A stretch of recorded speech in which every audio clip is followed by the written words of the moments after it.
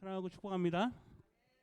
네, 오늘은 하나님의 군대가 되다. 이제 이스라엘 백성들이 이제 군대의 모습으로 나아가는 모습을요 성경에서 계속 보여줍니다. 특별히 성경 말씀에도 이제 그런 언급을 하시는데 우리 모두는 하나님의 군대인 줄 믿습니다. 제가 여러 번 말씀드렸는데요, 우리는 유람선 탄 사람들이 아니라 그랬죠. 관광하러 이 세상에 좋은 것 보러 다니는 사람들이 아닙니다. 뭐 보실 거 보셔야죠. 그럼에도 우리는 이 세상의 어둠의 권세들과 계속해서 싸워나가는 그런 영적인 군사들이다라는 걸 기억하라 이거죠. 지난주 말씀에 보면요, 이제 하나님께서 이스라엘 백성들에게는 그 어둠의 사자가 지나가게 하겠다, 내 말에 순종하고 어린 양을 잡아서 피를 문설주의 임방에 바르면 그걸 내가 보고 내가 지나가겠다라고 하는 유월절 절기를 말씀하십니다. 결국 이 출애굽 사건에서 10번째 재앙까지 하나님께서 그 일을 행하시는 이유는 뭐냐? 계속 말씀드렸죠. 애굽에 있는 모든 신들을 뭐 하는 사건이다? 심판하는 사건이다. 그렇죠? 나는 누구다? 여호와다. 예. 하나님만이 유일하신 신으로 이 땅 가운데 인정받으시는 사건입니다. 이 전쟁이에요. 그래서 전쟁의 승자가 되는 그런 사건인 거죠. 그러면서 지난주의 말씀처럼 하나님께서 민족적으로 첫 번째 그들에게 민족 단위의 명령, 절기를 주시는 게 뭐냐? 유월절이라 그랬습니다. 굉장히 중요한 사건입니다. 그래서 예수님도 언제 돌아가십니까? 유월절 절기에 돌아가시죠. 그러니까 유월절에 그 어린 양이 예수님께서 어린 양으로 돌아가셨다라고 하는 게 그냥 날짜가 우연히 맞았다 이게 아닙니다. 하나님의 크신 계획 안에서 예수님의 유월절 사건을 우리에게 다시 한번 일으키시는 그런 사건이라는 이야기죠. 14절, 너희는 이날을 기념하여 여호와의 절기를 삼아 영원한 규례로 대대로 지킬지니라. 우리에게 구원을 베푸신 날이며, 특별히 하나님을 믿지 않고 하나님의 말씀을 따르지 않으면 어떻게 되어진다라는 걸 아주 가시적으로 눈에 드러내면서 보여주신 사건입니다. 그 앞에까지는 목숨에 대한 건 하나님께서 말씀하지 않았어요. 그 앞에까지는 계속 그들 주변을 괴롭히고 그들을 계속 불편하게 하는 그러한 일들이었죠. 근데 오늘 드디어 이제 이스라엘 백성들이 이제 나가게 됩니다. 본문 읽은 말씀 29절인데요. 밤중에 이렇게 시작하죠. 한밤중에 여호와께서 애굽 땅에서 모든 처음 난 것, 곧 왕 위에 앉은 바로의 장자로부터 옥에 갇힌 사람의 장자까지. 그래서 재밌지 않습니까? 이게 표현대 보면요, 지위 고하, 그렇죠? 높고 낮음, 그 다음에 신분에 대한 거를요 아주 명확하게 설명을 합니다. 그러니까 왕 위에 앉았다는 얘기는 모든 권력의 최고 정점에 있다는 이야기잖아요. 특별히 이 이집트는 왕이 곧 신입니다. 그러니까 신의 아들을 하나님께서 치신다는 이야기예요. 그리고 옥에 갇힌 사람, 옥에 갇혔다는 얘기는 어쨌든 신분 자체가 죄인 신분이고 그 사람이 스스로 뭔가 할 수 있는 여지가 없습니다. 자유가 없는 상태죠. 그 사람의 장자까지, 그 다음에 가축들의 처음 난 것까지 이제 하나님께서 드디어 치십니다. 죽였다는 이야기예요. 얼마나 잔인합니까? 하나님이 이런 하나님인가? 이제 이렇게 생각하게 되면 이건 이제 요즘 사람들이 흔히 하는 말로 왜 인권을 무시하지? 이렇게 되는 거예요. 하나님이 인권을 무시하는 하나님이라면 나는 안 믿겠다. 그건 성경을 오해하는 겁니다. 우리가 말하는 하나님의 주권이라는 것이 우리의 인권 위에 있는 줄 믿습니다. 이걸 인정하셔야 돼요. 그러니까 내 개인의 권리를 강조하기 시작하면 그 다음부터는 하나님의 주권이라는 게 사라져 버려요. 하나님은 우리에게 모든 걸 허락하신 분인 줄 믿습니다. 그러나 누구의 뜻 안에서요? 하나님의 뜻 안에서, 하나님의 섭리 안에서. 그렇기 때문에 우리가 늘 우리에게 주어진 자유와 우리에게 주어진 권리를 사용하되 하나님의 뜻과 나의 뜻이 일치되는지를 늘 확인해야 돼요. 하나님, 이게 내 마음이 앞서는 거 아닙니까? 하나님, 이게 내가 하고자 하는 거 아닙니까? 저도 성도님들께 늘 여쭙잖아요. 제 마음속에 어떤 계획이 생기면 제가 막 마음대로 합니까? 성도님들께 여쭙죠. 이런 마음이 있는데 어떻게 할까요? 물론 제 마음대로 합니다. 결론은 제 마음대로 하는데 그래도 여쭤보잖아요. 하나님께서요 우리에게 나의 주권을 내가 드러내겠다라고 말씀하시는 사건이 유월절 사건이에요. 지금까지는 너희가 저 애굽의 종되어 살지 않았느냐.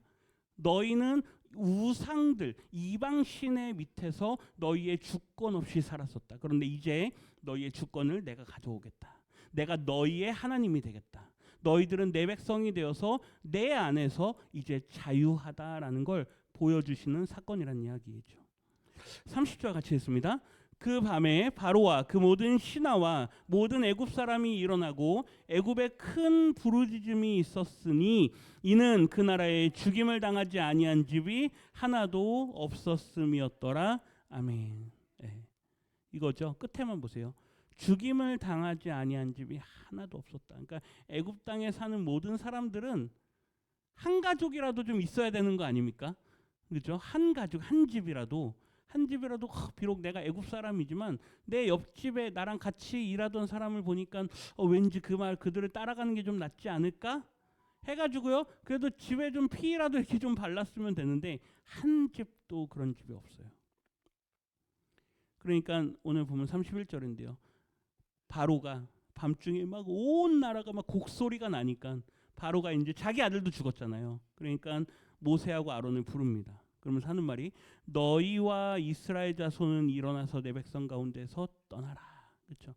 그가 첫 번째 하는 말이 뭐냐면요. 우리 가운데서 떠나서 그 너가 말했던 여호와 하나님, 그 하나님께 여기서 섬기라 그랬는데요. 예배하라 그 말이에요. 그 하나님께 가서 제사 드려라. 너희의 어떤 방식이든 너희 나름대로 하나님께 가서 뭐해라? 제사 드려라. 왜 그럴까요? 이 바로가 하나님을 인정한 걸까요? 아니요. 하나님을 인정해서가 아니고요. 지금 어찌됐든 어떤 신인지 모르겠지만 우리 신보다 강력한 신이 노를 바라였으니 그 신이 만약에 너희가 말하는 여호와라는 신이라면 빨리 가서 그 신을 좀 달래라 그 말입니다. 달래라. 예. 이 진노가 우리에게서 빨리 그치도록 너희가 가가지고 그 신에게 가서 예배해라. 뒤에 보세요. 32절에 보면 너희가 말한 대로 너희 양과 너희 소도 몰아가고 이거는 제사 드릴 때 바치는 제물이에요. 그러니까 빨리 그 너희 신에게 가가지고요. 너희 신에게 가서 그 제물들 다 갖다 바쳐라. 그러면서 뒤에 하는 말 보세요. 누구를 위하여? 나를 위하여. 이게 우리가 하는 말로 축복합니다. 이게 아닙니다. 이 저주가 빨리 끝나게 하라. 예. 뭐 바로가 뭐 갑자기 막 나를 축복해줘 그러겠습니까? 그런 의미의 축복이 아니에요. 지금 내가 너희의 신 때문에 내가 지금 이 고난을 당하고 있고 우리 애굽 전역이 이러한 죽음의 고난을 당하고 있으니 빨리 너희의 신을 좀 달래줘라. 예. 그 말하는 겁니다. 그러니까 하나님에 대한 두려움이요 바로의 마음속에 있는 게 아니에요. 그냥 단순히 이 벌어진 사건을 어떻게 해요? 빨리 그냥 넘어가고자 하는 거예요. 어떻게 해서든 대충 빨리빨리 좀 해결하고 싶은 거죠. 하나님에 대한 두려움이었다면요 이렇게 하지 않았을 겁니다. 그가요 바로 무릎 꿇었을 거예요. 그리고 너희가 믿는 그 하나님 앞에 내가 회개한다. 아마 이렇게 나왔을 겁니다. 근데 그게 아니라 빨리 가가지고 뭐해라? 가서 빨리 너희 신 좀 달래줘라. 그거죠. 우리 나중에 보잖아요. 그렇게 해서 이스라엘 백성들이 떠나죠. 그랬는데 바로가 어떻게 하죠? 전차 부대를 또 보내잖아요. 그러니까 그 하나님에 대한 어떤 그런 두려움을 그가 온전히 느낀 게 아니었다는 이야기입니다. 결국 그 군사들이 다 홍해 바다에 수장되고 나서야 그가 깨닫게 되죠. 아 이제 더 이상 할 수 있는 게 없다. 이렇게요. 33절 보세요. 애굽 사람들은 말하기를 우리가 다 죽은 자가 되도다. 이 땅의 백성들이요 다 절망에 빠집니다. 우리의 장자들, 우리의 대를 이어갈 뭐 그 나라나 이 나라나 뭐 어쨌든 씨를 이어간다는 건 중요한 거니까 우리의 대를 이어갈 그 장자들이 다 죽게 되었다. 그러니 그 백성을 재촉해서 땅에서 속히 나가라. 그렇죠? 너희 나가라. 이거 뭐 아마 그런 우리나라도 그런 문화 같은 게 있었을 것 같아요. 무속 신앙이 좀 깊게 자리 잡아 있었을 시절에는 죄송합니다. 뭐 재수가 붙었다, 뭐가 붙었다 막 그러잖아요. 뭐 빨리 나가라 막 그러잖아요. 집안에 뭐 안 좋은 게 들어와가지고 뭐 특별히 옛날에 며느리들한테 그런 거 많이 했잖아요. 그렇죠? 며느리 하나가 잘못 들어와가지고 그냥 우리 집안이 그냥 얼마나 그런 게 많았습니까? 그런 거예요. 그런 거예요. 너희가 믿는 신 때문에. 뭐 한국 기독교가 초기 선교 한국 기독교 선교가 막 활발하게 일어날 때 어쨌든 여성분들이 예수님을 더 많이 믿기 시작했어요. 그러니까 그 여성들이 예수 믿는 여성들이 이제 시집을 가서 이제 그 가정에 들어가잖아요. 그러면 시어머니들이 그 예수 믿는 며느리를 얼마나 싫어했습니까? 얼마나 핍박을 많이 했습니까? 그러니까 그들이요 하나님에 대한 두려움보다는 지금 이 되어지는 사건들 속에서 결국 이 이스라엘 사람들 그리고 그들의 이름을 그들이 거론하는 언급하는 하나님이라는 그 존재가 우리와는 안 맞는다 그 말이죠. 34절에 보면요. 이제 하나님께서 이미 벌써 앞에 언급하셨던 무교절에 대한 이야기가 나와요. 급하게 나가야 되는 상황이 되다 보니 아직 이게 뭡니까? 발효가 되지 않은 그런 반죽을 급하게 담아 가지고 메고 나오는 거예요. 근데 그들이 이걸 메고 나올 때 하나님의 말씀을 떠올렸을까요? 이미 하나님은요. 앞에 15절에 보면 너희들은 7일 동안 뭘 먹을 거다? 무교병을 먹을 거다. 이미 하나님은 그 말씀을 모세를 통해서 하셨거든요. 그러니까 아마 이스라엘 백성들이 막 급하게 막 떠나올 때 그 말씀을 기억하지 못했을 거예요. 다만 어쨌든 나가면 뭐 해야 되니까 먹어야 되니까 있는 거 빨리 챙겨보자 하다 보니 급하게 싼 게 아직 발효도 되지 않은 반죽 그런 거죠. 그러니까 성경은 아주 우연적인 것 같지만 이미 하나님 안에선 필연이고 이미 하나님 안에선 계획된 일들인 줄 믿습니다. 그러니까 우리에게도요. 우리가 교회에서 이런 일들을 하고 뭐 여러 가지 사역들을 하다 보면 우리 눈에는 그게 우연인 것 같아요. 사람들 눈에는 우연인 것 같아요. 그런데 하나님에게는 그게 필연인 줄 믿습니다. 왜요? 이미 하나님은 다 계획하셨기 때문에. 우리는 그 뭐다? 기적이다 그러잖아요. 근데 그게 하나님에게는 뭡니까? 상식이에요. 하나님에게는 상식이에요. 너무나도 당연한 거죠. 하나님에게는. 왜? 누가 하시니까요? 하나님이 하시니까. 우리 교회가 그런 교회가 되기를 주님의 이름으로 축원합니다. 네, 기적이 뭐가 된다? 상식이 된다. 놀라지도 마셔야 돼요 이제. 만약에 하나님께서 우리 교회에 뭐 어떤 일을 하셨다 그러면요 놀라지도 마셔야 돼요. 네, 네, 그냥 당당하게 누가 하시는 거다? 하나님이 하시는 거다. 네. 이미 하나님은 너희들은 앞으로 이래 동안 무교병을 먹을 거다. 다 하나님은 계획을 하셨어요. 35절 보세요. 같이 읽겠습니다. 이스라엘 자손이 모세의 말대로 하여 애굽 사람에게 은, 금, 폐물과 의복을 구하매. 아멘. 이 말씀도 이미 하나님께서 하셨잖아요. 언제요? 아브라함 때. 아브라함 때 이미 벌써 약속하셨어요. 너희들이 400년 동안 종살이 할 건데 나올 때는 그들의 재산을 다 가지고 나올 거다. 이걸 두 가지로 볼 수 있어요. 하나는 퇴직금으로 볼 수도 있어요. 너희들이 그동안 고생하지 않았느냐? 내가 퇴직금으로 갚아주겠다라고도 볼 수 있는데요. 또 다른 그림으로 보면 이걸 전쟁의 그림으로 볼 수 있습니다. 나중에 이스라엘 백성들이 가나안 땅 들어갈 때 계속 전쟁하잖아요. 전쟁할 때 하나님께서 너희가 그 땅에서 얻은 것들, 그러니까 전리품이거든요. 전리품이 어떤 성에서는 다 너희가 취해라. 근데 또 어떤 성에서는요, 이건 너희가 절대 취하지 말고 다 하나님께 돌리라. 나중에 아간이라는 사람이 하나님께 돌리라 했는데 아간이라는 사람이 뭐 하나를 이렇게 숨겨놨어요. 그것 때문에 아주 간단해 보이는 아이성이라고 하는 전투에서요 계속 실패합니다. 왜 우리가 지지 그 큰 여리고성도 우리가 점령시켰는데 찾아 들어가 보니 어느 집안에 어느 가문에 어떤 자손에 누구 아간이라는 사람이 뭐 하나 훔쳐놨더라. 예, 그게 드러나가지고요 막 난리가 납니다.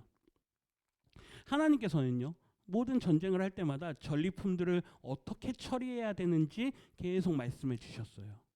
여기도 똑같아요. 이거는 너희의 뭐다? 전리품이다. 그러니 너희들이 그걸 다 가지고 뭐하라? 나오라. 근데 한번 보세요. 나중에 보겠지만 이제 하나님께서 그 시내산에 이스라엘 백성들이 도착했을 때 그들이 모세가 이제 산으로 올라가잖아요. 그리고 계명을 받죠. 그 기간 동안에 아래서 일어나는 사건이 있어요. 뭡니까? 금송아지 사건. 모세가 안 내려와요. 그러니까 사람들이요. 모세가 뭐 했나 보다. 죽었나 보다. 저 산에 여호와의 구름이 있고 막 천둥번개가 있는 그 산에 모세가 올라갔는데 안 내려오는 거 보니 뭐 했나 보다? 죽었나 보다. 그래가지고요. 아론한테요. 너는 빨리 뭐 해라. 우리를 위하여. 성경 나중에 보세요. 우리를 위하여. 우리를 인도할. 우리의 하나님을 만들어내라. 그래요. 그러니까 아론이 너희 갖고 있는 은, 금, 폐물들 다 가지고 오라. 하나님께서 이때 전리품으로 주셨던 거거든요. 그걸 가지고 뭘 만들어냅니까? 짠 하고 나온 황금 송아지. 하나님께서요. 나 이제 너네랑 같이 안 가겠다. 노발대발 하십니다. 왜 그러느냐? 그냥 단순히 우상을 만들어서가 아니에요. 하나님께서 그때 전리품으로 내주신 이유는 뭐냐면요. 너희들은 앞으로 이걸 가지고 가나안 땅에 들어가서 나를 섬기는 민족으로 살아야 되기 때문에 이것으로 너희들이 나를 예배하는 데 사용하라 라고 하는 의미였어요. 근데 그걸 가지고 뭘 만들어냅니까? 우상을 만들어냅니다. 하나님께서요. 너무너무 진노하세요. 그날에 얼마나 많은 사람들이 죽었는지. 나중에 우리가 다 보게 될 겁니다. 하나님께서요. 전쟁의 전리품으로서 은금 패물들, 의복들 이런 것들 다 내놔라 라고 말하게 하는 거죠. 그러니까 사람들이요. 다 어떻게 합니까? 다 내놓습니다. 이게 누구의 행하신 일입니까? 하나님께서 행하신 일이에요. 말씀해 보면 은혜를 입히게 하셨다. 뭐 그들이 가서 달랜다고 주겠습니까? 그게 아니죠. 누가 전쟁에서 이겼으니까? 하나님께서 전쟁에서 이겼으니까. 장자를 치신 사건도 마찬가지로 전쟁의 승리입니다. 그렇기 때문에 그들이 내놓을 수밖에 없는 거예요. 심지어 누구의 아들도 죽었으니까. 왕의 아들도 죽었으니까. 이제는 끝났구나. 이제는 저 여호와 하나님이라는 신이 이겼구나. 그러니 다 내놓을 수밖에 없는 거죠. 37절 보세요. 37절 보면 이제 그들이 이제 람셋을 떠나서, 그러니까 이스라엘 백성들이 있던 그 이제 애굽 지역에서 이제 떠나서 이제 드디어 그들이 이제 광야로 들어서기 시작합니다. 그러면서 하는 말이 우리에게 보여주는 모습이 뭐냐면요. 이 규모를 보여줘요. 이스라엘 백성들의 규모를 보여줍니다. 성경에서 앞으로 계속 규모를 볼 텐데요. 규모를 이야기할 때는 언제나 군대입니다. 뭐라고요? 군대. 여기 보세요. 유아 외에 보행하는 장정이 몇 명이다? 60만이다 이렇게 이야기해요. 여기에 보행한다라고 하는 표현이 뭐 그냥 걸어간다라는 의미가 아니에요. 성경에서 이 같은 단어 쓸 때 보면은 칼과 창과 방패를 들 수 있는 사람이에요. 그게 누굽니까? 남자들, 장정들을 이야기해요. 그래서 장정만 60만 명 이렇게 이야기를 하는 겁니다. 그러니까 걸을 수 있는, 성도님들 다 걸으시잖아요. 포함 안 돼요. 죄송합니다. 포함 안 되고 전쟁에 나가서 무기를 들 수 있는 남자들. 뭐 여성분들이 더 잘 싸우는 것 같아요 요즘에는. 그런데 이 당시에는 남자들이 가서 싸웠죠. 그러니까 보행하는 장정이 60만, 그러니까 이제 우리가 보통 일반적으로 얘기할 때는 한 200만 명 정도 됐을 거다. 뭐 요즘 이제 사회학자들이 좀 해석하는 게 달라요. 그 당시 뭐 애굽에 살았던 사람들의 숫자, 뭐 이스라엘의 어떤 규모 뭐 이런 거 할 때 뭐 200만이 안 될 거다 뭐 이렇게 얘기하는 사람도 있는데, 일단 우리는 성경에서 말하는 장정 60만 명을 이스라엘의 군대의 규모로 봅니다. 재밌는 건요. 우리 대한민국 육군의 수가 몇 명인지 아십니까? 그렇죠. 우리가 보통 60만 명 이렇게 얘기하잖아요. 굉장히 비슷해요. 그러니까 이 정도 규모면 대단한 규모겠죠. 우리 뭐 목사님 군대에 계셨으니까 더 잘 아실 텐데 우리 대한민국 육군을 만약에 다 모으면요 어마어마한 규모일 겁니다. 그러한 규모예요. 그러한 규모의 군대로 이스라엘을 부르시는 거죠. 38절 보세요. 수많은 누구도 따라 나옵니까? 잡족. 잡족이라고 해석이 됐는데 여러 주변에 있던 여러 부족들이에요. 그러니까 섞인 거예요. 막 섞여서 얼레벌레 따라 나온 사람들. 성경학자들마다 해석하기를 아마 이 사람들도 역시 그 요셉 때, 요셉이 총리일 때 전 세계가 큰 기근이 들어요. 그죠? 그때 이제 요셉이 그 바로의 꿈을 해석하고 7년 풍년, 7년 흉년이 있었잖아요. 그때 이집트가 7년 동안 곡식을 마구마구 모아놔요. 그리고 흉년의 때에 7년 동안 그 곡식을 풉니다. 그때 야곱과 함께 온 이스라엘 사람들, 그 사람들도 나중에 보면 다 노예가 돼요. 곡식을 구하느라고 자기들이 갖고 있던 거 다 다 곡식으로 바꿔 먹고 나중에는 없으니까 자기들이 직접 뭐가 되는 겁니까? 노예가 되는 거예요. 그렇게 애굽의 노예로 들어온 사람들이 많았을 겁니다. 그 주변 일대 전 세계적인 흉년이었기 때문에. 그래서 애굽 땅에 살고 있던 많은 이방 사람들이 있었는데 그들이 하나님의 은혜 가운데 같이 섞여 나오게 돼요. 이게 성경에서 말하는 하나님의 은혜, 특별히 이방인에 대한 하나님의 은혜를 해석하는 본문이기도 해요. 하나님이 이스라엘만 선택했다. 유대인들은 그렇게 이야기하는데요. 아니다. 하나님께서 그때 출애굽할 때 누구도 보이셨다. 여러 민족들도 하나님께서 보이셨다. 그렇게 말하는 거죠. 양과 소가 힘이 많은 가축이 그들과 함께하였다. 39절 보세요. 39절에 보면 아까 말씀드렸던 무교병을 그들이 이제 양식으로 먹죠. 왜 그러냐면 양식을 준비할 수가 없었기 때문에. 그리고 이제 결론입니다. 이제 출애굽하게 되는, 애굽에서 나오게 되는 그 모든 것의 결론이에요. 40절인데요. 같이 읽겠습니다. 이스라엘 자손이 애굽에 거주한 지 430년이라. 예. 이렇게 해서 애굽에서 그들이 살았던 그 삶을 일단락해요. 이게 어떤 성경에는 400년이고요. 어떤 성경에는 430년이에요. 이것도 이제 해석의 관점이 조금 다른데 같은 성경 안에서도 400년이라고 쓰기도 하고 430년이라고 쓰기도 합니다.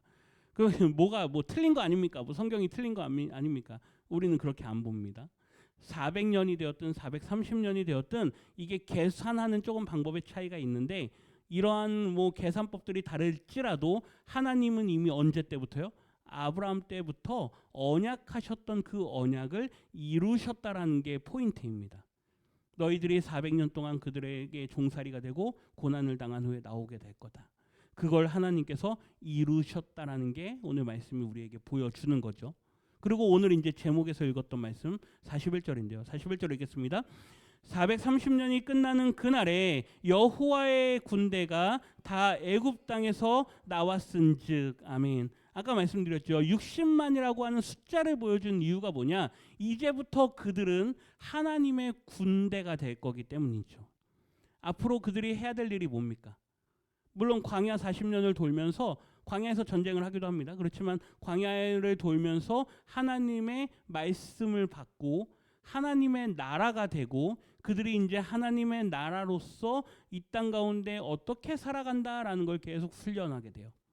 근데 중요한 거, 그게 그 훈련이라는 게 마치 훈련소에 간 뭡니까? 신병들처럼. 예, 여기서 아무리 뭐 대학교 좋은 데 다니고 해도요. 머리 다 깎아놓고 신병으로 처음 신병교육소 딱 가잖아요. 그러면 얼마나 어리버리한지 모릅니다. 앞으로 걸어가도 제대로 못해요. 다 보셨잖아요. 막 발도 손도 안 맞고요. 막 이렇게 하고 왜 그러는지 모르겠어요. 대학교 다닐 때는 그렇게 똑똑한 청년들이 머리만 깎아놓고 군복만 입혀놓으면 신병만 되고 노란색만 붙이면 그냥 바보들이 돼요. 이스라엘이 그래요. 이스라엘이 이제 군대로 이제 처음 나아가는 거거든요. 초반에요. 얼마나 우왕좌왕하고요. 엉망진창인지 모릅니다. 그러니까 이 성경을 잘 보면요. 초반에 사건이 많아요. 광야 40년을 돌아도요. 광야 40년을 도는 초반의 사건들이 많아요. 왜 그럴까요? 하나님에 대한 신뢰가 아직 온전하지 못하기 때문에. 거의 2등병, 1병일 때 사고를 많이 치죠. 상병장 되면요. 사고 잘 안 쳐요. 시간은 금방 갑니다. 그리고 나면. 예, 그런 거예요. 광야 40년을 돌아도요. 초반에 사건들이 많고 뒤로 가면은요. 이미 벌써 그 사건들을 지내는 동안 1세대 부모들은 광야에 애굽에서 나왔던 사람들이 이미 다 죽었기 때문에 그거에 군기가 바짝 들어있는 광야에서 태어난 젊은 세대들만 남아있어요. 그러니 사건들이 어디에 많겠습니까? 초반에 많겠죠. 이 치보트 여호와의 군대인데요. 나중에 성경에 보시면요. 구약에서요. 한 200번 넘게 쓰이는 표현이 하나 있습니다. 망군의 여호와. 이 여호바 치바오트 이렇게 되는데요. 이 여호와 망군의 여호와 이게 우리는 보통 이제 성경을 읽다 보면 그 망군의 하나님이라는 표현이 천상에 있는 군대를 보통 상징하는 걸 볼 수 있어요. 그런데 이미 벌써 하나님은 이스라엘 백성들을 가리켜서 하나님의 군대다라고 말합니다. 그래서 우리 모두도 역시 군대인 줄 믿습니다. 사도 바울이 에베소서에 보면요, 에베소서 6장에 보면 하나님의 전신갑주를 입으라라고 말해요. 이게 굉장히 독특해요. 왜 에베소서에서 전신갑주 이야기를 할까? 이렇게 머리에는 투구를 쓰고 호신경을 붙이고 허리에 진리의 허리띠를 하고 신발도 신고 마지막에 방패를 든 다음에 하나님의 말씀인 성령의 검을 들라 그러거든요. 그게 군대 이미지예요. 그러니까 이스라엘 백성들뿐만 아니라 신약의 성도들도 하나님 앞에 군대로 부름받았다라는 겁니다. 그러니까 오늘 아까 우리 부른 찬양처럼 천성을 향해 나가는 사람들, 이 땅에 있는 어둠의 권세들과 우리가 계속 영적으로 대적해서 싸워가는 거예요. 우리는 하나님의 말씀을 맡은 자들인 줄 믿습니다. 우리의 무기는 뭡니까? 총과 칼이 아니고 하나님의 말씀인 줄 믿습니다. 그 에베소서에 있는 하나님의 전신갑주에서요, 공격용 무기는 딱 하나예요. 하나님의 말씀. 나머지는 다 방어용이에요. 믿음도 방패거든요. 믿음이 방패거든요. 우리를 보호하는 건 뭐다? 믿음이다. 나머지는 다 방어용이에요. 우리가 공격할 수 있는 건 하나님의 말씀. 우리는 총으로 공격하지 않습니다. 칼로 사람들을 찌르지 않습니다. 우리는 무엇으로요? 말씀으로. 그 은혜가 우리 가운데 있게 되기를 소원합니다. 보세요. 우리가 다 군대가 되어서 이제 애굽 땅에서 나오게 되죠.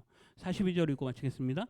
이 밤은 그들을 애굽 땅에서 인도하여 내심으로 말미암아 여호와 앞에 지킬 것이니 이는 여호와의 밤이라 이스라엘 자손이 다 대대로 지킬 것이니라. 아멘. 6월절이에요. 정확하게 여기서 말하는 이 날은 뭐냐? 6월절의 밤이에요. 그날 밤이니까. 그런데 이 6월절을 보내면서 이스라엘 백성들이 기억해야 되는 것들이 몇 가지가 있어요. 많은 것들이 있죠. 하나님께서 우리를 애굽에서 인도하셨다. 죽음을 우리가 넘어가게 하셨다. 그런 여러 가지가 있는데 그 중에 반드시 기억해야 되는 거. 우리를 하나님께서 군대 삼으셨다. 우리의 전쟁의 대장은 누구시다? 하나님이시다. 이게 신약으로 넘어오면서 예수 그리스도시다. 예수님이 우리의 대장 되시고 우리가 그분을 따라가는 우리도 군대다. 그게 구약에서는 출애굽하는 그 과정들, 군인들이요 마치 행군하는 것처럼 하나님의 깃발이 앞에 서고 구름기둥과 불기둥, 하나님의 언약궤가 앞에 서면 이스라엘 백성들 그 뒤를 따라가는 거예요. 그게 군대의 이미지거든요. 이게 신약으로 넘어오면서 예수님이 우리 앞에 깃발을 들고 앞서가시는 줄 믿습니다. 그분을 따라가는 군대. 우리 모두는 다 군대가 되어서 이 마지막 때에 믿음으로 하나님의 나라를 온전히 이루어갈 수 있는 우리 모두가 되기를 주님의 이름으로 축원합니다.